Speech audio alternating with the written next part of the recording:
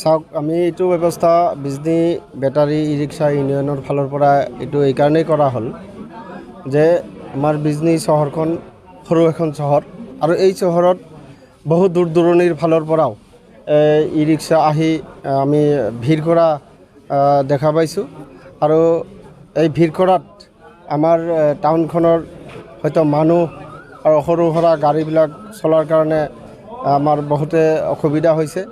তো সেইকাৰণে আজি আমি আমাৰ হয়তো বিজনী টাউনৰ এৰিয়াৰ ভিতৰত আমি এই ষ্টিকাৰ লগোৱাৰ এটা ব্যৱস্থা কৰিছোঁ বা আমি যাতে আমি চিনাক্ত কৰিব পাৰোঁ, আইডেণ্টিফিকেশ্যন কৰিব পাৰোঁ যে এইখিনি গাড়ী আমাৰ হয়তো বিজনী এৰিয়াৰ গাড়ী আৰু এইখিনি গাড়ী হয়তো আমি চলিব পাৰিব, যিহেতু চাৰিওফালে ৰাস্তা চক বজাৰ চাৰিওফালে আছে।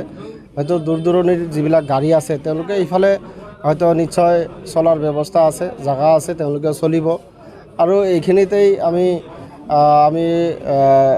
প্ৰশাসনৰ ফালৰ পৰাও আমি হয়তো তেওঁলোকক মাতিছোঁ বা পৰামৰ্শ কৰিছোঁ, তেওঁলোকৰ সঁহাৰিও আমি যথেষ্ট পৰিমাণে আমি পাইছোঁ।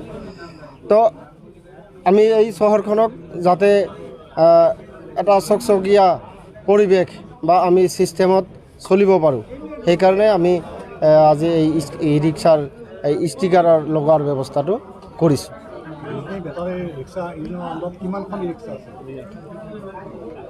ই ৰিক্সা হয়তো বিজনী টাউনত বহুত আছে, কিন্তু ইয়াৰ মাজতো হয়তো ভাগ আছে, 2-3টা ইউনিয়ন আছে।